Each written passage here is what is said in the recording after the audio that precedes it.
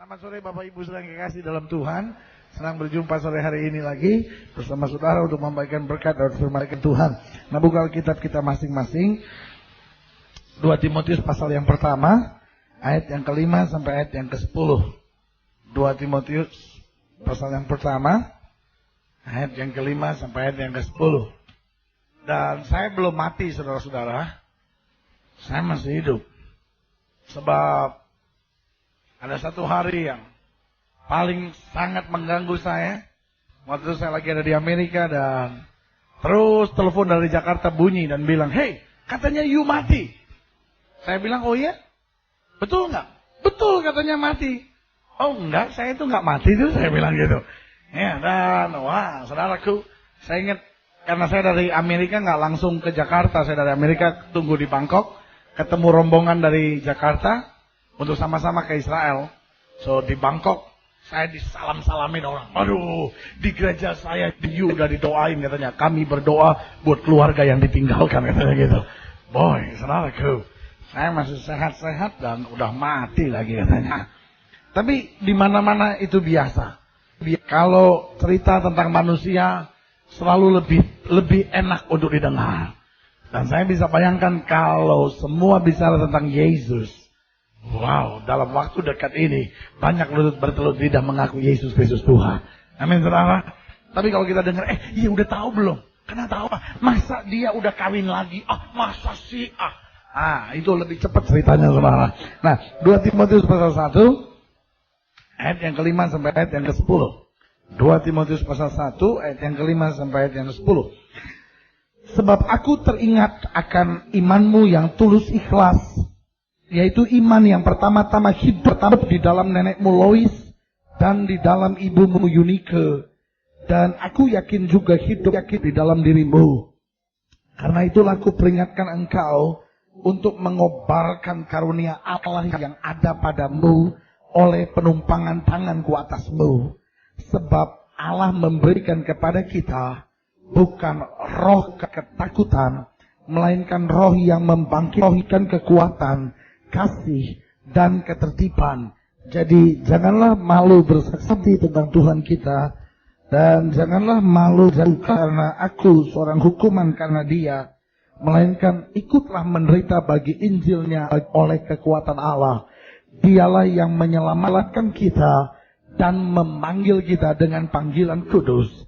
Bukan berdasarkan perbuatan kita, melainkan berdasarkan maksud dan kasih karunia sendiri yang telah dikaruniakan kepada kita dalam Kristus Yesus sebelum permulaan zaman, dan yang sekarang dinyatakan oleh kedatangan juru selamat kita Yesus Kristus, yang oleh Injil telah mematahkan kuasa maut dan mendatangkan hidup yang tidak dapat binasa. Saya ulangi sekali lagi, yang oleh mematahkan kuasa maut dan mendatangkan hidup yang tidak dapat binasa. Nah, Bapak Ibu Saudaraku yang kasih dalam Tuhan, kita semua tahu bahwa kita memiliki Yesus yang bukan sekedar kita akui sebagai Tuhan, tetapi Yesus yang kita akui sungguh dia telah mematahkan kuasa maut dan menjamin sebuah hidup yang tidak dapat binasa buat kita.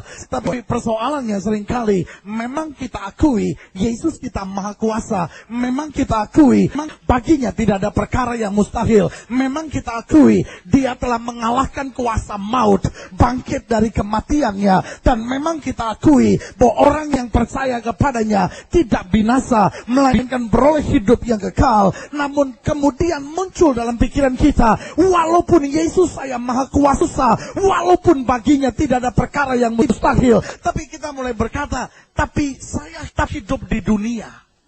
Sehingga apa yang terjadi?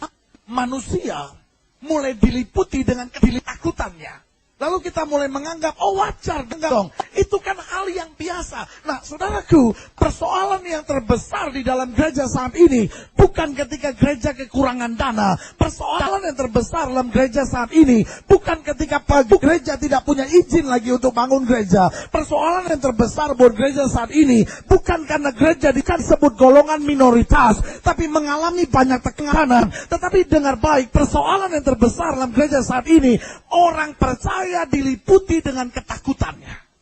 Sekali lagi saya mau ulangi. Masalah kekurangan dana itu tetap bukan segala-galanya. Masalah menghadapi penganiayaan, masalah menghadapi penderitaan, bahkan dari gereja mula-mula sudah dialami itu semua. Betul saudara? Seorang yang bernama Saulus bukan seorang yang pertama-tama membangun gereja. Tapi seorang yang bernama Saulus ialah seorang yang menganiaya orang percaya. Yang Alkitab berkata dia membantai, membunuh dan melukai orang percaya. Tetapi saya ulangi sekali lagi, Alkitab tidak berkata, maka Petrus berseru dan berkata, kita berhenti melayani aja yuk, habis tekanan kita begitu banyak. Tetapi yang kita jumpai dalam Alkitab, keberanian. Oh, haleluya. Bahwa dari gereja mula-mula sudah mengalami penganiayaan, sudah mengalami penderitaan. Tetapi itu bukan saatnya untuk orang percaya bilangnya, tapi saya mengiring Tuhan, saya banyak masalah, saya banyak pergumulan. Tuhan, di seberang sana, air mata lenyaplah.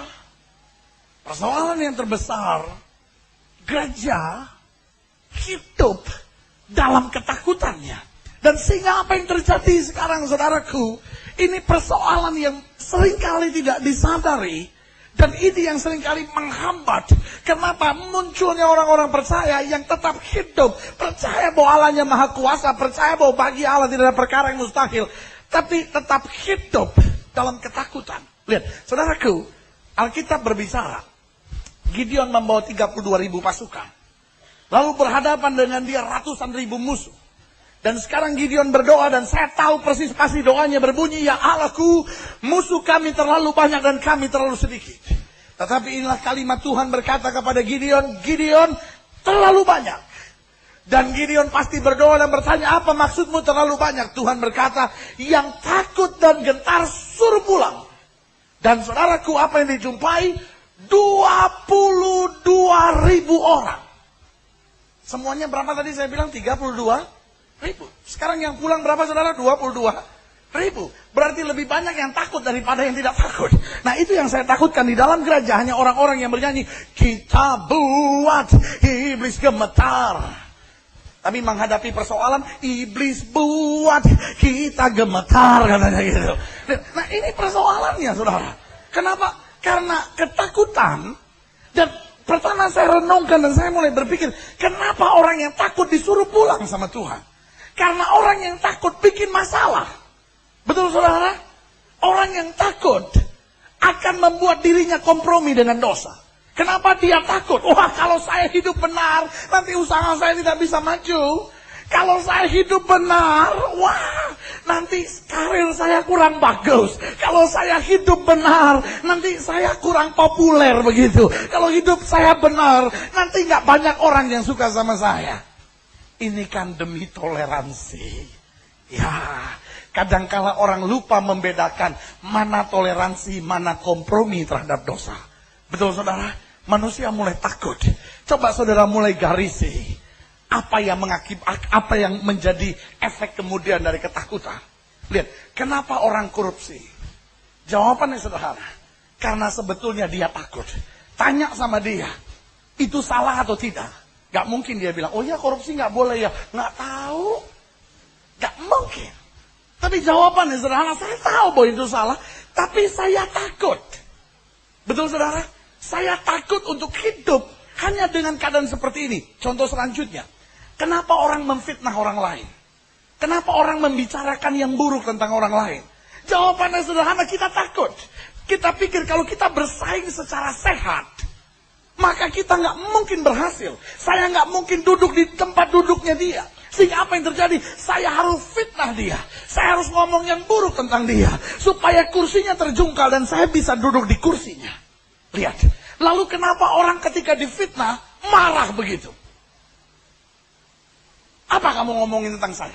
Jawabannya sederhana, karena dia takut bahwa fitnahan orang itu akan menghancurkan hidupnya. Tanpa kita sadari, jika Tuhan sudah buka pintu, tidak ada yang dapat menutupnya lagi. Berikan tepuk tangan yang meriah buat Tuhan. Lihat, ketakutan telah banyak terjadi yang menghancurkan banyak hal. Kita jumpai orang-orang berkata begini, saya bingung, kenapa pendeta saya ngelarang jangan ikut ke persekutuan doa, sebab itu tidak benar, itu sesat. Sementara pendeta saya nggak pernah larang saya untuk pergi ke diskotik, pendeta saya tidak pernah larang saya untuk hal-hal yang tapi kalau ke gereja lain dia marah sekali. Kenapa? Dia takut. Saudara mengerti maksud saya? Nanti kalau dia ikut persekutuan doa itu, dia dengar khotbah-khotbah pendeta yang bagus, dia mulai kritik saya. Saudara mengerti maksud saya? So, dia mulai kritik saya. Kalau saya dikritik, sementara saya mesti berkhotbah. Saudara-saudara yang kekasih, hari ini, hari Selasa. Saudaraku yang kasih dalam Tuhan, jawabannya sederhana, dia takut. Kenapa akhirnya kita tidak bisa mempertahankan iman kita? Karena apa? Karena takut. Kita bilang, ya percaya sih percaya. Kalau nggak sembuh bagaimana? Ya berdoa sih berdoa. Tapi kalau Tuhan nggak jawab bagaimana? Padahal ingat cerita tentang Sadrak Mesak Abednego? Dia berdiri di hadapan Raja Nebukadnezar dan bilang, kalau Tuhan yang kami sembah sanggup tolong kami, dia akan tolong kami. Kalau tidak sanggup tolong, kita lihat nanti ya. Mungkin saya minta pertolongan Raja. Saudaraku, dia bilang kalau Tuhan yang kami sembah tidak sanggup tolong. Untuk menyembah dewa Tuhanku kami tidak mau. Dan yang lain kata, kalaupun aku harus menderita, aku tidak akan kompromi karena aku tahu Allah yang aku sembah tidak pernah mengecewakan orang yang berharap kepadanya. Amin saudara. Sehingga apa yang terjadi? Dengan berani. Saya ulangi sekali lagi, dengan berani. Saya ulangi sekali lagi, dengan berani. Maka Sadrak Mesak dan Abednego menghadapi semuanya. Dan satu hal yang saya catat, orang yang berharap kepada Tuhan tidak pernah dipermalukannya. Berikan tepuk tangan yang meriah buat Tuhan. Dan ini persoalannya. Gereja telah merubah berita tentang keberanian menjadi berita tentang berkat. Saya percaya bahwa Yesus datang untuk memberi domba-dombanya hidup dan hidup berkelimpahan. Tetapi persoalannya, berkat telah membuat kita menjadi sasaran hidup itu. Berkat menjadi sasaran hidup kita. Sehingga apa yang terjadi? Kita pikir segala sesuatu yang mendatangkan berkat itu pasti kebenaran. Saudara mengerti maksud saya? Karena berkat telah menjadi sasaran hidup kita. Kita pikir segala sesuatu yang mendatangkan berkat itu pasti kebenaran. Dan segala sesuatu yang mendatangkan masalah, kita pasti bertanya, ini mungkin bukan dari Tuhan. Sehingga kalau kita lihat ada gereja orang yang dilemparin batu, kita bilang, itu sih gereja kurang berhikmat. Jika kita lihat seorang hamba Tuhan dan dia menderita, maka kita berkata, itu pasti salahnya sendiri. Jika kita lihat orang Kristen punya masalah rumah tangga, punya masalah dengan anak-anak, maka kita berkata, pasti hidupnya nggak benar. Itu kalau benar, memang nggak bakal sampai ke situ. Saudara mengerti maksud saya? Karena sekarang berkat kita jadikan sasaran. Dan jika segala sesuatu yang mendatangkan berkat kita anggap itu kebenaran.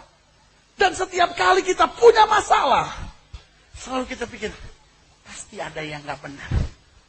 Tapi saya terlalu percaya, gereja justru bangkit lewat pemurnian demi pemurnian.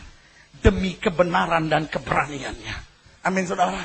Alkitab berkata, the violent take it by force. Orang-orang yang perkasa akan merebut kemenangannya dengan keperkasaan. Betul saudara, peperangan tidak membutuhkan orang-orang yang lemah gemulai. Tarian mungkin membutuhkan orang yang lemah gemulai, tapi bukan peperangan.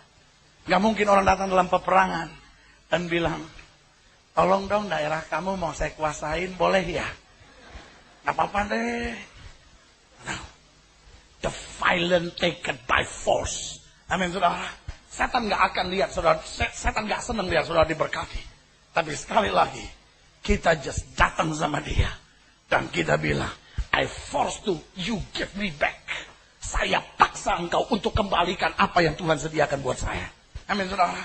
Dan ini yang mulai harus jadi dalam kekristenan. Tapi kita berkata, ya tapi kan saya manusia biasa.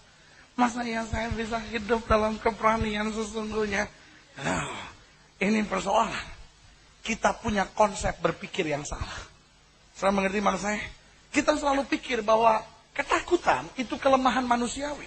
Dan itu sebabnya saya ingin sampaikan berbagai hal tentang ketakutan di sini buat saudara. Tapi lihat, kuncinya ada dalam pikiran kita. Itu sebabnya Paulus berkata, kami memiliki pikiran Kristus. Paulus berkata, ikutilah teladanku sebagaimana aku mengikuti Yesus. Coba sekarang kalau ada pendeta ngomong begitu. Kita langsung bisik-bisik di belakang dan bilang, itu pendeta sombong ya. Tinggi hati. Kalau ada pendeta yang khotbah di sini lalu bilang, hidup saya, apapun yang sudah mau ngomongin, tapi saya tahu hidup saya benar di hadapan Tuhan. Dan satu hari saya akan berjumpa dengan Tuhan dan Tuhan akan menjumpai saya sebagai hamba yang baik dan setia. Orang akan bilang, itu pendeta. Sombong sekali.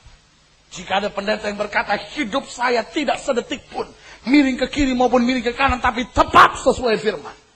Maka kita ketemu orang-orang Kristen di belakang akan bilang, masa pendeta tinggikan dirinya sendiri. Rasanya kita lebih familiar. Rasanya kita lebih dekat, lebih akrab dengan pendeta yang berdiri di mimbar lalu bilang, saudara-saudara, saya pun manusia biasa. Saya kadang-kala jatuh dalam dosa. Saya juga kadang-kala lemah. Saya berdoa kadang-kala juga saya khawatir. Ya namanya juga kita manusia. Betul saudara? Kita anggap lebih rendah hati dan lebih familiar. Saya nggak mau punya pendeta yang jatuh dalam dosa juga gitu saudara. Yang juga kadang-kala putus asa. Hari Selasa kita udah nyanyi. 1,5 jam pendetanya belum datang. Lalu pengumuman disampaikan, saudara-saudara, maaf pendeta Gilbert hari ini tidak bisa khotbah sebab dia lagi putus asa.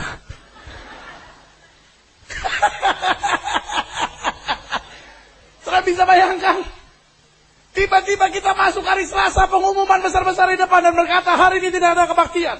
Sebab hamba Tuhan yang melayani baru jatuh dalam dosa. Dan kita skors dia 2 minggu tidak boleh khotbah bersama-sama di tempat ini. Dan saudaraku, apa yang terjadi jika itu? Kita kadang-kala punya masalah di pikiran kita itu. Kita selalu anggap bahwa, oh itu wajar. Ketakutan itu kelemahan manusiawi. Mana ada sih manusia yang tidak takut? Nah, saya pelajari dan saya jumpai dari ayat-ayat yang bacaan yang saya jumpai ini. Pada ayat yang ke-7 bilang begitu.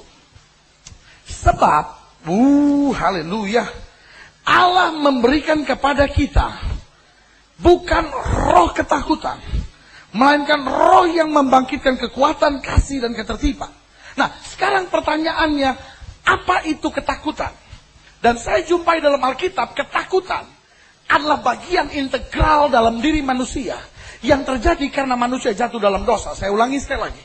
Ketakutan adalah bagian integral dalam diri manusia, bagian yang hakiki, bagian yang sudah membentuk diri manusia ketika manusia jatuh di dalam dosa. Itu sebabnya kalau saudara mau buka sebentar Roma 8 ayat yang ke-15, sebab kamu tidak menerima roh perbudakan yang membuat kamu menjadi takut lagi. Lihat saudaraku, ketakutan itu datang karena apa? Roh perbudakan. Sebab kamu tidak menerima roh perbudakan yang membuat kamu menjadi takut lagi. Tetapi kamu telah menerima roh yang menjadikan kamu anak Allah. Oleh roh itu kita berseru, ya Abba, ya Bapa. Lihat, yang pertama seperti sudah saya katakan tadi, ketakutan adalah bagian yang integral dalam diri manusia ketika manusia jatuh dalam dosa. Lihat, Tuhan menciptakan manusia begitu sempurna. Tanpa ada ketakutan sedikit pun. Minimal saya jumpai ada 3 keberanian secara khusus. Yang pertama, Adam begitu berani terhadap sesuatu yang di luar dirinya. Lihat, seringkali manusia takut untuk sesuatu yang di luar dirinya. Terhadap sesuatu yang mengancam dia. Tetapi di sini Alkitab berkata, bahkan binatang buas sekalipun, Adam yang memanggilnya dan memberi nama. Berarti dia tidak takut untuk sesuatu yang ada di luar dirinya. Dan yang kedua, Alkitab bahkan berkata, bahwa perjumpaan dengan Tuhan, perjumpaan dengan kebenaran tidak membuat manusia takut. Hal yang kedua yang membuat manusia takut adalah perjumpaan dengan kebenaran. Kalau saudara buat salah, saudara akan takut. Betul saudara? Karena saudara akan diperhadapkan dengan kebenaran. Apalagi kalau diperhadapkan dengan saksinya. Kalau enggak mungkin saudara pikir, gue mesti ngomong apa ya? Gue mesti kibulin dia apa ya? Gitu. Tapi kalau sekarang diperhadapkan dengan kebenaran, semua manusia akan takut. Wah, nggak bisa tidur, aduh gimana ya? Karena apa? Manusia dasarnya untuk minta maaf biasanya susah, saudara-saudara. Kalaupun minta maaf tapi hatinya, enggak, saya benar gitu. Nah, lihat. Waktu mau diperhadapkan dengan kebenaran, manusia takut. Nah, hal yang ketiga, manusia bisa takut akan kuasa yang lebih besar. Kuasa lain yang bukan dirinya. Bukan sebuah sekedar kekuatan atau bukan sekedar person. Tapi sekarang kuasa, power, another power begitu. Nah, tapi Alkitab berkata bahkan setan pertama-tama sebelum mengalahkan Hawa, itu bukan sesuatu yang menakutkan. Dia just datang begitu. Dan tetap Hawa dan Adam punya kuasa atasnya. Ini tiga hal ini sama sekali tidak membawa ketakutan baginya. Wah, kita jangankan ketemu setan, saudara-saudara. Ada banyak orang yang bilang sama saya, aduh saya enggak deh. Orang lain mungkin bisa dibilang punya karunia usir setan, saya enggak deh. Mimpi ketemu tuyul aja 3 hari saya nggak bisa tidur, katanya gitu. Dan saudaraku, borok-borok kita usir setan. Mimpi ketemu tuyul aja 2-3 hari nggak bisa tidur, saudara-saudara. Nah, tapi ini sekarang sama sekali tidak menakutkan buat dia. Berarti Tuhan menciptakan manusia begitu sempurna. Tanpa apa? Tanpa ketakutan di dalam dirinya. Kapan ketakutan muncul? Ketakutan muncul ketika manusia mulai memetik buah itu, menikmatinya. Dengan lain kata, ketakutan muncul ketika manusia memberontak dari jalan Tuhan. Sehingga apa yang terjadi sekarang? Manusia hidup dalam dosa. Nah, Tuhan berkata kepada Adam dan Hawa, kalau kamu makan buah itu, kamu akan mati. Nah, tapi sekarang apa yang terjadi? Manusia tidak mati. Tapi manusia membawa satu keadaan yang membuat dia seperti ada dalam kematian. Betul? Itu sebabnya seorang yang takut akan melakukan segala cara. Dan saya mau beritahu, ketakutan adalah situasi yang paling indah untuk setan dapat bekerja kepada seseorang. Orang takutlah yang pergi ke dukun. Betul, saudara? Orang takutlah yang mulai minum minuman keras. Orang takutlah yang mulai menenggak obat-obatan. Mungkin sudah menatap saya dan berkata, oh, saya bukan penakut. Saya orang yang begitu berani. Sampai saya terlibat dengan obat-obatan, minum-minuman. Terlibat dengan judi. Tapi saya mau beritahu, engkau adalah orang yang paling penakut di muka bumi ini. Kenapa? Kita nggak berani hadapi fact. Kita nggak berani hadapi kenyataan. Dan kita mau lari dari semuanya itu. Kenapa? Kita takut sebetulnya. Lihat, orang yang takut akan dibawa setan untuk itu. Kenapa? Ketakutan adalah sebuah kematian. Waktu kita takut, kita merasa keadaan kita begitu hilang. Orang yang takut gak akan pikir apa-apa lagi karena dia tahu hancur semuanya. Wah, saya takut. Oh, saya akan kehilangan suami saya akan kehilangan anak-anak saya. Dan karena ketakutan, kita gak bisa punya iman lagi. Itu sebabnya ketakutan digolongkan, disejajarkan oleh Tuhan sebagai sebuah kematian. Dan kelihatannya nggak terjadi apa-apa. Mereka tetap hidup. Cuman sekarang mereka punya sesuatu. Dan sesuatu itu bernama ketakutan.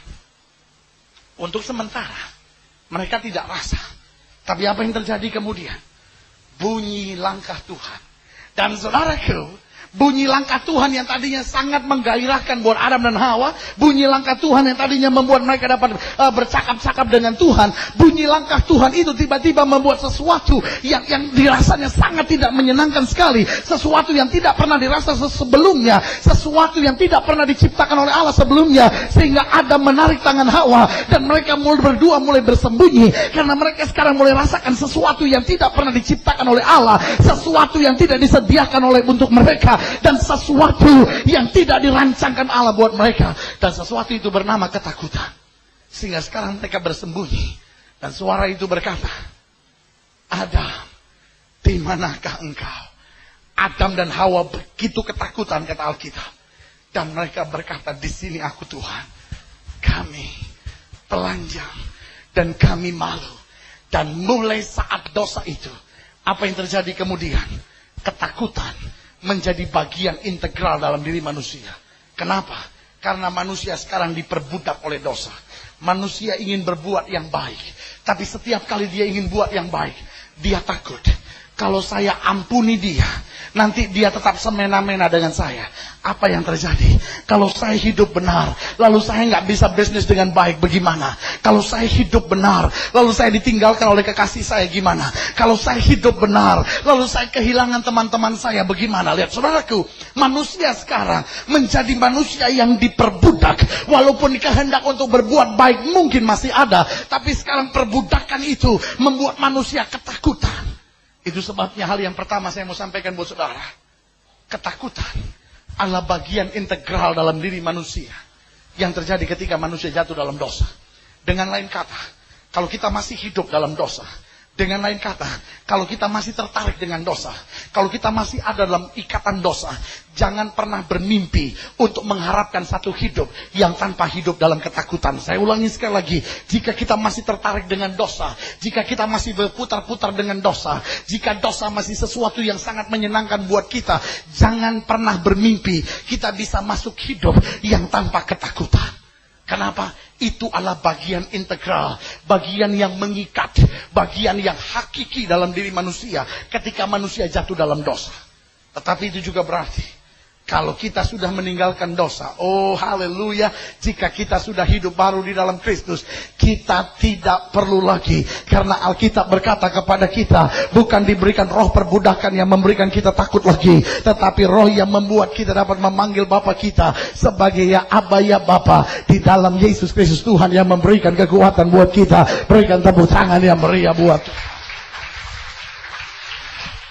Dan hal yang kedua, kalau yang pertama tadi, ketakutanlah bagian integral dalam diri manusia yang terjadi karena manusia jatuh dalam dosa. Maka hal yang kedua, ayat yang ke-7 masih. Sebab Allah memberikan kepada kita, kata ayat yang ke-7, bukan roh ketakutan, melainkan roh yang membangkitkan kekuatan, kasih, dan ketertiban. Hal yang kedua, ketakutan adalah roh yang bukan dari Tuhan. Fear is a spirit. Saya ulangi sekali lagi, ketakutan adalah roh yang bukan dari Tuhan. Fear is a spirit. Dan ayat ini berkata, mungkin saudara bilang, ini pendeta dia apa-apa, dia bilang roh. Apa-apa dia bilang roh. Bukan. Ayat Alkitab ini bilang apa saudara? Sebab Allah memberikan kepada kita apa saudara? Bukan roh ketakutan. Amin saudara? Berarti fear is a spirit. Ketakutan adalah roh. Dan saudara nggak bisa bilang bahwa ketakutan itu hanya kelemahan manusiawi. Dan jangan pikir, saya tidak sama sekali tidak mengupas dan tidak memberikan sebuah terjemahan. No. Saya cuma just baca apa yang Alkitab katakan buat saudara. Allah tidak memberikan kepada kita roh yang mendatangkan ketakutan. Dan ini sama sekali tidak ada unsur tafsiran di dalamnya. Karena di Alkitab berkata bukan roh yang mendatangkan ketakutan. Fear is a spirit. Roh yang bukan dari Allah. Dan ini perlu menyucikan pikiran kita. Kita nggak bisa just bilang, oh ya ketakutan adalah habis saya dulu dididik oleh orang tua saya kurang keras, sedikit manja, sehingga hidup saya penuh ketakutan. Ketakutan adalah roh yang bukan dari Tuhan. Dia bukan kelemahan manusiawi. Dia bukan kekurangan kita. Dia bukan bagian dari kelemahan iman. Tapi dia roh yang bukan dari Allah. Nah sekarang pertanyaan saya. Saudara mau hidup dengan roh yang bukan dari Allah? Hah? Saudara mau hidup dengan roh yang bukan dari Allah? No way! Betul saudara? Karena Allah tidak pernah memberikan roh yang mendatangkan ketakutan. Tapi sekali lagi saya ulangi, ketakutan menjadi situasi yang paling menyenangkan buat setan. Orang takutlah yang dapat berkata, Tuhan kenapa engkau tidak tolong saya? Betul saudara? Orang takut yang bisa menghujat Tuhan. Petrus karena takutlah dia berkata, aku tidak pernah kenal dia. Sudah begitu banyak orang yang karena ketakutannya tidak berani berbuat sesuatu untuk Tuhan. Wah jangan bicara perpuluhan, jangan ke sana saudara. Wah Tuhan nanti kalau saya bayar perpuluhan, kalau bulan ini saya kekurangan bagaimana Tuhan? Kita ambil yang enak-enak aja lah. Nah, gereja saya kan nggak ngajarin perpuluhan. Kalau yang nanti salah kan pendeta saya mah enggak gitu katanya. Tapi masalahnya sederhana. Kenapa? Karena dia takut. Dia tidak berani berbuat sesuatu. Wah, nanti kalau saya melayani Tuhan betul-betul, wah teman-teman saya bilang apa? Sehingga sekarang kalau ada orang datang sama saudara dan bilang, wah sekarang udah melayani Tuhan ya. Oh enggak, kok cuma coba-coba aja kok. Nanti sampai di sorga, Tuhan bilang, kamu hamba yang jahat dan tak berguna. Tuhan, saya melayani Tuhan. Kemarin kamu bilang coba-coba. Ya kan di depan orang Tuhan. Kita kan harus berhikmat. Dan ini saudaraku, kadangkala kita takut. Kita bersembunyi di balik hikmat. Kita bilang ya kita kan harus berhikmat. Tulus seperti merpati. Licik seperti ular. No, kadangkala we are afraid. Kadangkala kita takut saudara-saudara. Betul? Dan ini persoalannya. Terlampau banyak orang yang kompromi. Alkitab berkata, Daniel itu sekarang diberlakukan sebuah hukuman. Tidak ada orang yang boleh berdoa lagi. Oh, saudaraku, saya selalu sering kali singgung ini. Saya tidak bisa bayangkan kalau satu pagi kita baca koran Kompas begitu, atau mungkin sebagian sudah Pos Kota, gitu. Baca Kompas atau Pos Kota atau just whatever. Sudah baca Kompas gitu, headline besar-besar, mulai hari ini tidak ada orang lagi yang boleh berdoa menyebut nama Allahnya. Apa yang terjadi, saudara? Wah, sebagian saudara mungkin akan bilang, haleluya. Betul, saudara? Loh, nggak disuruh aja nggak pernah berdoa, ya kan, saudara? Nggak dilarang aja nggak berdoa kok. Apalagi dilarang. Oh Tuhan, memang Alkitab berkata kami harus tunduk pada peraturan pemerintah. So kami lakukan kebenaran. Dan saudara, tapi apa yang Alkitab katakan? Daniel, haleluya, berdoa 3 kali sehari. Di mana? Di dalam WC. Betul saudara? Nah, di loteng atas. Coba saudara kasih tanggapan untuk itu. Sebagian kita akan berkata, fanatik. Sebagian akan lihat dan berkata, munafik. Sebagian lagi akan berkata, nggak pakai otak. Udah dilarang sok-sokan. Pakai dong otak. Sebagian akan berkata, sama sekali tak berhikmat. Tapi ayat ini berkata apa? Daniel berdoa seperti yang biasa dia lakukan. Amin saudara. Haleluya. Hubungan kita dengan Tuhan tidak boleh diganggu oleh apapun. Tapi sebagian saudara bilang, tapi usia saya udah 32 jalan. Aku berdoa Petrus, Matius, Lukas, Yohanes belum kujumpai. Hanya Abu Harun yang aku jumpai. Abu Harun Zulkifli. Tidak ada rotan akar pun jadi, katanya gitu. Hubungan kita dengan Tuhan tidak boleh diganggu oleh apapun. Apakah sampai 32 tahun belum ada? Haleluya juga. Tetap berdoa dan percaya. Satu hari kita lagi haleluya, haleluya. Tiba-tiba di samping kita akan berkata, puji Tuhan, puji Tuhan. Dan dia menatap kita dan berkata, usiamu sudah lanjut, usiaku sudah lanjut. Bagaimana jika kita, ya kau mengertilah katanya. Amin saudara. Ini persoalannya. Kita selalu terganggu karena situasi di sekitar kita. Dan ini yang saya beri nama, kita menjadi takut. Amin saudara. Dan karena kita takut, reaksi kita menyesuaikan diri dengan keadaan. Tetapi apa yang terjadi? Alkitab berkata Daniel berdoa seperti yang biasa dilakukan. Kurang berhikmatkah? Munafikkah? Fanatikkah? Tak punya otakkah? Buat saya hanya satu. Keberanian. Buat saya hanya satu. Keberanian. Buat saya hanya satu. Keberanian. Gereja perlu mempunyai orang-orang. Orang Kristen perlu mempunyai orang-orang yang hidup dalam keberanian. Dia boleh berkata apapun boleh kehilangan. Tapi aku tahu jika aku hidup menurut kehendak Tuhan, Tuhan akan bela firman-Nya dan bela hidupku. Karena Daud berkata, dulu aku muda, sekarang aku telah menjadi tua. Tidak pernah aku lihat anak cucu orang benar meminta-minta roti. Betul saudara? Allah ialah Allah yang pegang janji. Allah ialah Allah yang pegang janji. Tapi sekali lagi saya mau beritahu. Fear is a spirit. Ketakutan adalah roh. Dan roh yang bukan dari Tuhan. Saya mau beritahu bagaimana bisa kita sembah Tuhan. Dan setan bilang, Karena setan punya agen, saudara-saudara. Ada Lucifer, ada agen-agennya. So dia bilang, jangan ganggu dia kalau lagi kebaktian. Kalau lagi kebaktian dia nggak boleh lihat orang aneh sedikit, langsung dia bilang, dalam nama Yesus setan keluar. Nanti, waktu dia lagi ada masalah, kita suruh agen yang membawa ketakutan datang ke dia. Kamu udah berdoa, doanya nggak dijawab. Buat apa melayani? Kita mulai takut. Betul saudara? Lalu kita pikir hikmah. Iya dong. Kalau doa belum dijawab, ya mungkin kita mesti tinggalin pelayanan dulu untuk sementara. Tetap dalam keberanian. Sebab Alkitab berkata, orang yang bertahan sampai kesudahannya, itulah yang memperoleh selamatnya. Amin saudara. Yohanes Pembaptis kepalanya dipancung. Kenapa? Karena dia beritahu sama Herodes, apa yang kau buat itu sebuah kesalahan. Betul saudara? Lihat, Alkitab berkata, Stefanus dirajam batu sampai mati. Karena apa? Karena kebenarannya. Kekristenan untuk sebuah kebenaran. Kekristenan terlalu banyak orang-orang yang berkata, tapi kita kan mesti toleransi. Kita kan mesti pakai otak. Kita kan mesti yang saya takut.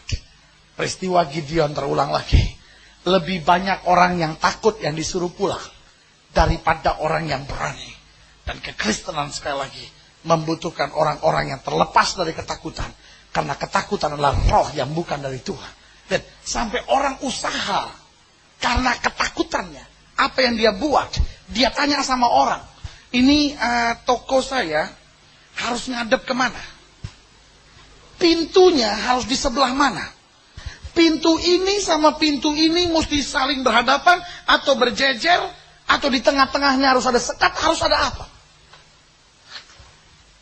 Berkat kita bukan tergantung pintu, saudara-saudara. Angin mau bertiup dari mana bertiuplah, tapi Daud berkata, kebajikan dan kemurahan Tuhan yang akan mengikutiku selama-lamanya. Berikan tepuk tangan yang meriah buat Tuhan. Wow, haleluya. Nah, ini yang saya beri nama. Ketakutan. Membuat manusia akan menghalalkan segala cara. Kenapa? Kuncinya sederhana. Sebagian orang juga nggak percaya. Sebagian orang kalau dibilang mau percaya sama setan nggak? Enggak. Tapi sekarang dia takut. Kalau dia nggak minta pendapat orang-orang pinter, nanti bisnis saya kurang maju. Saudaraku, saya ingat cerita Abraham sama Lot. Abraham bilang, Lot, kalau kamu ke utara, aku ke selatan. Kalau kau ke barat, aku ke timur. Dan kalau kau memilih timur, aku yang pergi ke barat.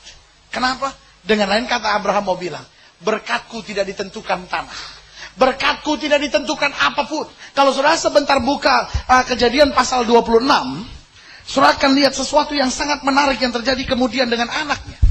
Abraham membuktikan diri sebagai seorang ayah yang hanya percaya pada di mana Tuhan menempatkan dan bukan pada suburnya tanah. Tapi ayat ini berkata, ayat yang ke-12. Ayat 12, maka menaburlah Ishak di tanah itu, dan 100 tahun kemudian ia mendapat hasil 100 kali lipat sebab ia diberkati Tuhan. Amin saudara? Amin.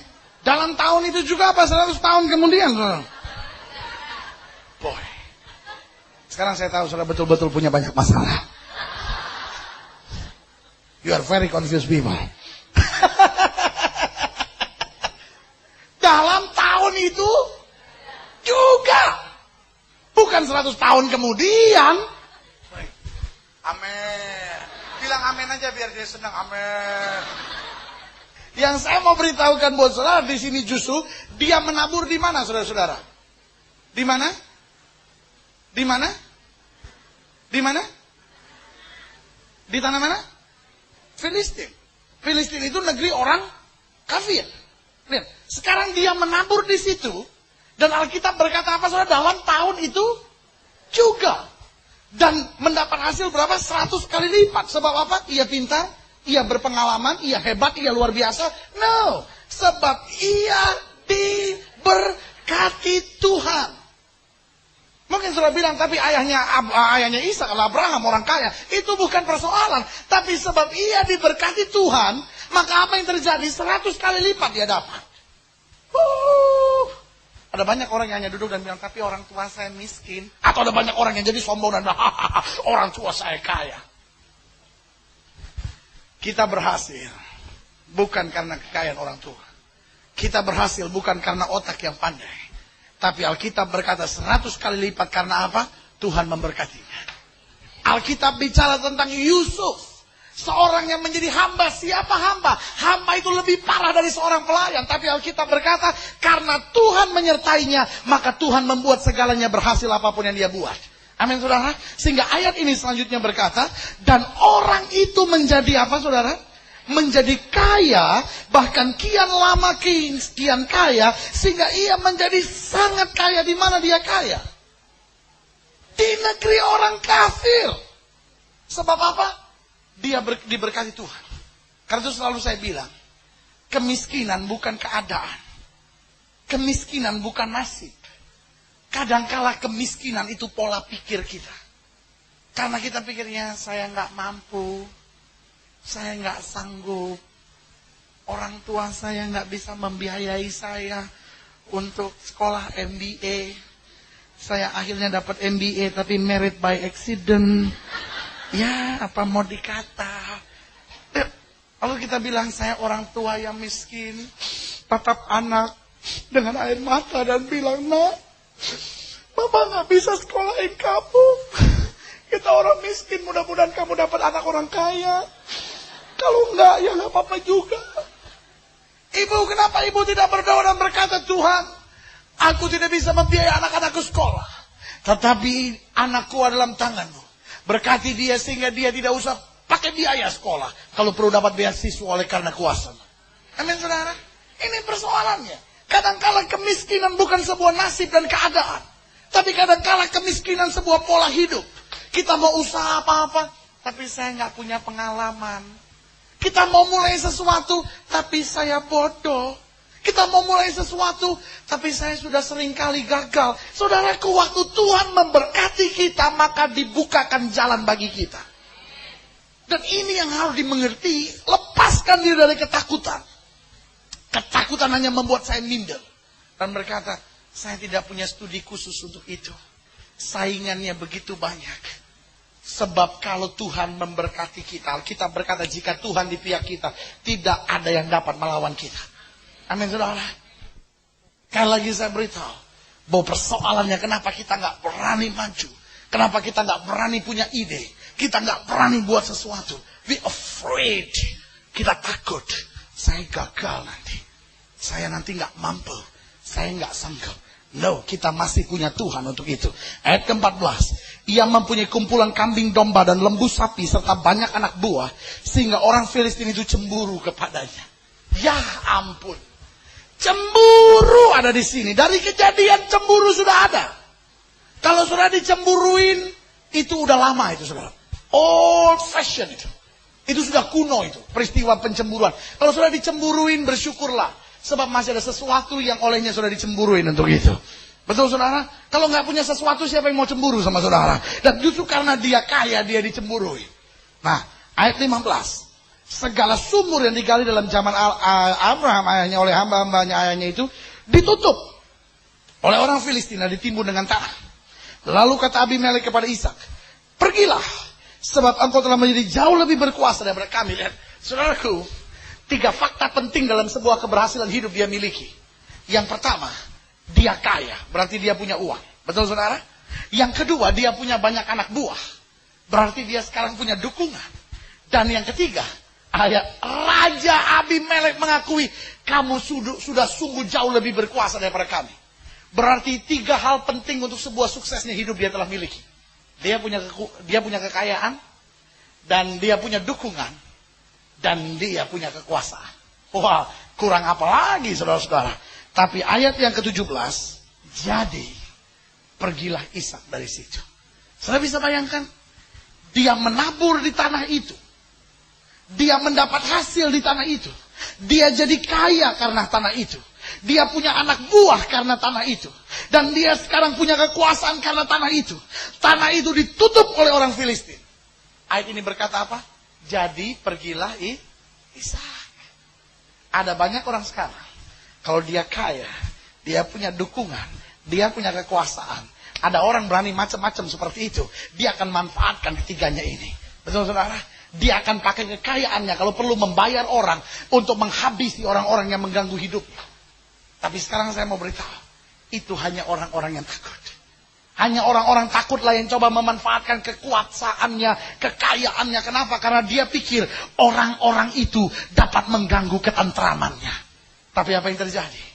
Ishak sadar bahwa berkat dia bukan datang dari tanah itu, tapi berkat dia datangnya daripada Tuhan. Amin saudara. Sekarang apa yang terjadi? Ishak pergi, ayat yang ke-17. Jadi pergilah Ishak dari situ. Dan ayat yang ke-18, kemudian Ishak menggali kembali sumur-sumur yang digali dalam zaman Abraham ayahnya, yang telah ditutup oleh orang-orang Filistin sesudah hamba mati. Ayat yang ke-19, ketika hamba-hamba Ishak menggali lembah itu, menggali di lembah itu, mereka mendapati di situ mata air yang berbuah-buah. Dia pindah, dia gali, mata air lagi. Amin saudara. Nah, lalu selanjutnya dikatakan, lalu bertengkarlah para gembala Gerar dengan para gembala Ishak. Kata mereka, air ini kepunyaan kami. Dan Ishak menamai sumur itu Esek, karena mereka bertengkar dengan dia di sana. Kemudian mereka menggali sumur lain, ribut di sini. Ishak nggak ribut, nggak pertahankan. Dia tahu kebajikan dan kemurahan akan mengikuti kita seumur hidup kita. Amin saudara. Sehingga ayat ini berkata, ia pindah lagi dan menggali sumur yang lain lagi. Tapi tentang sumur itu mereka tidak bertengkar. Sumur itu dinamanya Rehobot. Dan ia berkata apa sekarang? Sekarang Tuhan telah memberi kelonggaran kepada kita, sehingga kita dapat beranak cucu di negeri ini. Sekarang apa saudara? Tuhan. Bukan berkata sekarang orang tidak mengganggu kami lagi. Bukan sekarang tanah ini tidak diganggu lagi. Tapi sekarang apa? Tuhan. Amin saudara. Berkat kita bukan pada letak tanah. Berkat kita bukan pada situasi keadaan. Berkat kita ada pada Tuhan yang memberi kelonggaran buat kita. Karena Alkitab berkata, kebajikan dan kemurahan Tuhan akan mengikuti kita seumur hidup kita. Berarti sekali lagi saya mau ulangi buat saudara, dan saya ingin saudara tanamkan baik-baik dalam pikiran saudara. Ketakutan adalah roh yang bukan dari Tuhan. Sehingga kemanapun saudara sedang berjalan, ide apapun yang saudara mau kerjakan, jika ketakutan masuk dalam pikiranmu, ingatlah bahwa ketakutan adalah roh yang bukan dari Tuhan. Saya tidak bisa bayangkan jika orang percaya tidak hidup dalam ketakutan. Maka orang percaya akan berprestasi dengan gemilang. Orang percaya akan memiliki keberanian dan pelayanan yang luar biasa. Kenapa? Karena dia hidup dan mengerti haknya. The violent taken by force. Orang-orang yang perkasa akan merebut kemenangan dengan keperkasaannya. Setan gak akan just datang kepada saudara dan bilang mau berkat gak? Gak mungkin. Kalaupun dia lihat berkat dari saudara, dia mau curi. Tapi apapun yang sedang saudara pikirkan tentang ketakutan, situasi yang sulit bagaimanapun yang ada di depan saudara, ide yang cemerlang bagaimanapun, jika diserang oleh ketakutan, ingatlah, ketakutan adalah roh yang bukan dari Allah. Itu sebabnya Paulus dapat berani berkata, tidak ada yang bisa pisahkan aku dari kasih Kristus. Ketelanjangankah, pedangkah, malapetaka, mara bahayakah, kuasa yang ada sekarang maupun yang akan datang, tidak ada yang bisa memisahkan aku dari kasih Kristus. Sebab jika dia ada di pihak aku, maka tidak ada yang dapat melawan aku. Berikan tepuk tangan yang meriah buat Tuhan. Haleluya. Nah, hal selanjutnya kita pelajari, tadi kita sudah jumpai satu kebenaran. Apa itu ketakutan? Yang pertama, ketakutan adalah bagian integral dalam diri manusia yang terjadi karena manusia jatuh dalam dosa. Yang kedua, dari apakah itu ketakutan, kita telah pelajari ketakutan adalah roh yang bukan datang dari Allah. Dan sekarang yang selanjutnya kita akan jumpai dalam ayat ini, mengapa manusia takut. Nah, saya ingin saudara lihat ayat yang ke-9. Mengapa manusia takut? Mungkin saudara bilang, ya saya takut karena keadaan rumah tangga saya sangat mengkhawatirkan. Mungkin saudara bilang, ya saya takut tapi saya nggak punya uang untuk sekolahkan anak. Mungkin saudara berkata, ya saya takut tapi kata dokter penyakit saya tidak bisa disembuhkan. Mungkin saudara bilang, ya saya takut tapi sampai hari ini doa saya belum dijawab. Mungkin saudara berkata, ya saya takut karena apa yang terjadi tidak seperti yang saya harapkan. Tapi ayat ini akan menjelaskan kepada saudara dengan jelas, kenapa manusia takut. Ayat yang ke-9 bilang begini, dialah yang menyelamatkan kita dan memanggil kita dengan panggilan kudus, bukan berdasarkan perbuatan kita, melainkan berdasarkan maksud dan kasih karunia sendiri yang telah dikaruniakan kepada kita dalam Kristus Yesus sebelum permulaan zaman. Dan dialah yang menyelamatkan kita dan memanggil kita dengan panggilan kudus. Nah, sekarang Paulus jelaskan kepada Timotius, kenapa kamu tidak perlu takut? Sebab Dia yang menyelamatkan dan memanggil kita. Sehingga kenapa kita takut? Bukan karena situasi ekonomi. Kita takut bukan karena kegagalan yang di depan kita. Setiap orang bisa gagal. Kita takut bukan karena situasi rumah tangga yang menurut kita tidak bisa diselesaikan. Kita takut bukan karena keadaan ekonomi yang tidak seperti yang kita harapkan. Kita takut bukan karena yang terjadi justru bertentangan dengan apa yang kita harapkan. Bukan karena itu kita takut. Tapi kita takut karena kita tidak yakin akan panggilan kita. Kita tidak yakin siapa yang memanggil kita. Sebab kalau kita yakin siapa yang memanggil kita, kita tidak bisa digoyahkan. Amin, saudara. Karena Paulus berkata, hidup ini bukan milik kita sendiri, tapi Kristus yang hidup di dalam kita. Alkitab berbicara, Yesus berkata kepada murid-muridnya, mari kita bertolak ke seberang. Dan sekarang Yesus tidur. Wah, murid-murid Yesus enak-enak dalam perahu. Tapi kemudian apa yang terjadi? Ketika perahu itu sedang berjalan, angin mulai goncang. Dan saudaraku, Danau Galilea itu jika teduh, sangat teduh sekali. Karena apa? Karena dia adalah sebuah danau. Sehingga teduh sekali. Tetapi kalau ada angin dan goncangan, karena dia dikelilingi pegunungan, maka danau itu akan bergolak begitu kuat, sehingga dia juga disebut Laut Tiberias.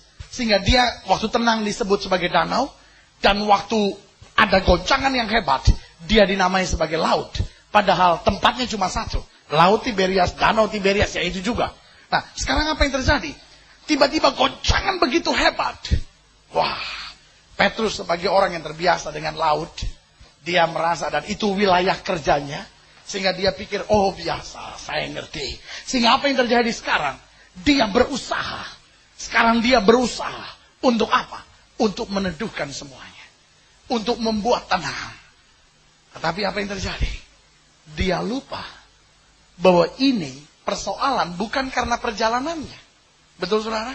Persoalannya terjadi karena Yesus yang memanggil dia.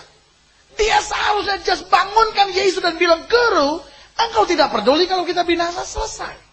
Tapi apa yang terjadi? Dia coba. Dan dia mulai bingung. Dia mulai takut. Sampai akhirnya dia berteriak. Dan berkata, Guru, engkau tidak peduli kalau kita binasa. Yang ada dalam pikirannya hanya satu. I will perish. Saya akan binasa. Saya akan habis. Dan disinilah saya mengakhiri hidup saya. Dia lupa bahwa yang memanggil dia adalah Yesus. Amin, saudara. Lupakah kita bahwa Yesus yang telah memanggil dan menyelamatkan hidup kita? Mungkin saudara sedang coba semuanya. Saudara takut kenapa? Karena nggak yakin bahwa yang memanggil kita adalah Yesus. Saya ambil contoh sederhana. Kalau saudara ambil pembantu di rumah saudara, maka saudara akan bertanggung jawab buat dia. Betul, saudara? Saudara akan beri dia makan, saudara akan beri dia pakaian secukupnya, saudara akan beri dia tempat tidur. Dan sekarang si pembantu itu nggak bisa masuk di rumah saudara lalu bilang, hanya bilang, kenapa? Saya takut nggak bisa tidur nanti malam. Loh, saya kasih tempat tidur buat kamu. Ya, tapi kan saya nggak beli sendiri. Hah? Yang memanggil kita adalah Tuhan yang mengasihi kita. Amin, saudara. Dia nggak akan biarkan air matamu mengalir tanpa dia berbuat sesuatu. Dia tidak akan biarkan Petrus gemetaran berkata binasa. Lalu bangkit dan bilang, oh iya ya kita salah waktu nih ya. Kenapa begini? Waduh iya nih. Petrus kamu kan, wah masa kamu nelayan gak bisa buat apa-apa? No, dia just berdiri, dia bilang, hey kenapa kamu orang yang kurang percaya? Dan dia mulai bilang, diam, tenanglah. Dan Alkitab berkata, danau itu menjadi teduh sekali. Amin, saudara. Kira-kira apa yang ada dalam pikiran Petrus? Petrus akan bilang, kalau tahu dari tadi gue bangunin itu. Betul, saudara? We are suffered for nothing. Kita menderita for nothing sebetulnya. Kita menderita untuk kebodohan kita sendiri. Sok-sokan kita sendiri. Yesus bilang, aku tolong kau. Bisa Tuhan, bisa Tuhan, bisa Tuhan. Sampai udah semoga. Udah habis-habisan begitu. Baru Tuhan, ke dalam tanganmu kuserahkan nyawaku. Tuhan, aku serahkan yang penuhnya padamu.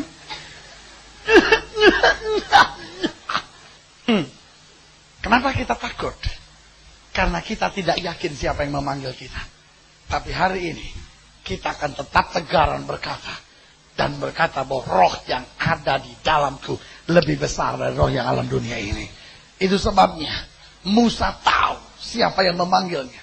Sehingga walaupun sekarang dia harus berhadapan dengan Firaun, dia hadapi Firaun. Walaupun Firaun buat apapun, dia tahu bahwa Allah yang memanggilnya lebih besar dari semuanya. Walaupun dia berhadapan dengan laut terberaut, dia tidak gentar dan dia berdiri teguh di sana. Sementara banyak orang udah bilang, Musa, apa kurang kuburan di Mesir sampai kita harus mati di sini? Udah kita balik. Tapi Musa tetap berdiri teguh. Paulus berkata, aku kenal siapa yang aku percaya. Dan aku yakin bahwa dia akan bertindak. Berikan tepuk tangan yang meriah buat Tuhan. Haleluya. Hal yang kedua. Kenapa kita takut? Ayat yang ke-10 bilang begini. Dan yang sekarang dinyatakan oleh kedatangan Juru Selamat kita Yesus Kristus. Yang oleh Injil telah mematahkan kuasa maut. Dan mendatangkan hidup yang tidak dapat binasa. Haleluya. Kenapa kita takut? Kembali pada sebuah pertanyaan sederhana. Kita nggak yakin, saudara-saudara. Kita nggak yakin akan kuasanya. Saya mau ambil contoh sederhana. Kalau saudara punya teman SD, teman main dulu, teman main gundu begitu. Dan dia sekarang sudah jadi Kapolda. Kapolda tapi di Kalimantan Timur atau di Sumatera begitu. Dan sekarang saudara mau ke daerahnya. Sekarang saudara telepon dia. Dia bilang, hey, ini kawan kamu nih waktu SD. Dia bilang, oh ya, wah sekarang saya udah jadi Kapolda. Wah hebat dong, jemput saya ya. Dia jemput saudara. Tiba-tiba di dekat saudara ada yang mau deket-deket. Saya pikir, wah maling. Padahal bukan.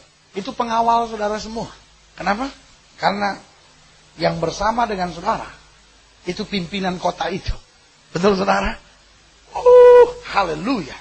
Sehingga sekarang saudara gak bisa bilang, wah, kita main gundu lagi yuk. Nah, saudara harus aman. Kenapa? Karena yang menyertai saudara, penguasa kota itu. Dan saya mau beritahu buat saudara, haleluya. Yang menyertai kita adalah Tuhan di atas segala Tuhan. Raja di atas segala raja. Lalu saudara takut. Masuk akal gak itu saudara? Dia pegang tangan saudara. Saudara bilang, Tuhan, tapi suami saya keras Tuhan. Ya aku tolong. Tapi betul orangnya gak bisa diatur Tuhan. Ya aku jamah. Ya tapi Tuhan dia susah dibilangin Tuhan. Mana gak mau ke gereja lagi Tuhan. Kita kadang-kadang sok tahu saudara-saudara. Tuhan bilang aku sembuhkan kau. Tapi kata dokter gak bisa sembuh. Saya udah ke Amerika loh Tuhan. Katanya gak bisa. Penyakit gini gak bisa sembuh 100%. Oh ya, ya udah sesuai dengan imanmu jadi padamu.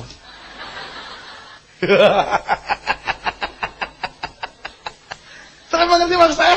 Itu persoalannya. Saya ingin saudara jangan stres sebab ini sore mungkin sebagian saudara pulang kantor, seharian kerja. So, saya mau sekarang saudara mengerti betul bahwa kenapa kita takut itu sederhana sekali. Bukan karena persoalannya, masalah persoalan itu masing-masing orang beda lah. Walaupun setiap orang pasti pikir masalahnya yang terbesar. Masalah saya besar sekali. Tapi yang saya mau beritahu, kita takut bukan karena keadaan sebetulnya. Tapi kita takut karena kita nggak yakin bahwa kuasa Allah itu sempurna di dalam kita. Amin saudara. Dan dia berjanji bahwa orang yang berharap kepadanya tidak pernah dikecewakannya. Tapi kita mau debat sama dia. Ya Tuhan, saya percaya. Tapi kita orang Kristen di sini minoritas Tuhan. Kita percaya Tuhan. Tapi orang Indonesia tuh begitu memang. Bisnisnya tuh ya mesti sedikit-sedikit dalam dosa begitu Tuhan. Iya kan? Alkitab kan juga bilang Tuhan, kalau di antara orang Yahudi, aku bertindak seperti orang Yahudi. Di antara orang Yunani, aku bertindak seperti orang Yunani. Kita ayat-ayat yang begitu paling hafal deh saudara-saudara. Kenapa nggak kita hafalin? Sebab tanpa kekudusan tidak ada seorang pun yang melihat Allah. Kenapa nggak kita hafalin? Jangan kamu munafik. Tapi yang kita hafalin, ya kita harus tulus seperti merpati, busuk seperti setan, licik seperti ular gitu. Kenapa kita takut? Karena kita nggak yakin. Haleluya. Saudara ingat cerita tentang Yosua? Yosua mau perang. Sekarang dia lihat, menghadapi Yeriko susah sekali sebab kotanya berkubu. Tiba-tiba dia lihat seorang bala tentara. Dan ini pertanyaannya. Engkau kawan atau lawan? Kalau engkau kawan, bantuin saya dong. Kalau engkau lawan, gede juga nih, susah juga nih. So, dia tanya pertanyaan yang sangat bodoh sekali. Engkau kawan atau engkau lawan? Tapi jawabannya berbunyi apa? Aku bukan kawan. Aku bukan lawan. Aku panglima bala tentara Tuhan. Dengan lain kata, dia memberi choice. Dia memberi pilihan.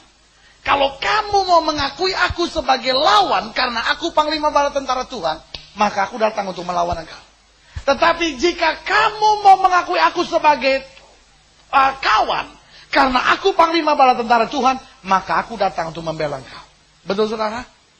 Kekudusan bisa kawan dan bisa lawan. Kadang-kala kita pikir, oh iya, saya mau doa, saya mau buat kudus dulu sebab saya lagi ada banyak masalah. Tapi selesai lewatin masalah, ya saya kan mau bisnis nggak bisa kudus-kudus dulu ya, lawan dulu. Sekarang ya, saudaraku. Tapi apa yang malaikat Tuhan jelaskan, beri choice, beri kesempatan untuk memilih buat kita. Aku bukan kawan, aku bukan lawan. Aku panglima bala tentara Tuhan. Bisa menjadi kawan, bisa menjadi lawan.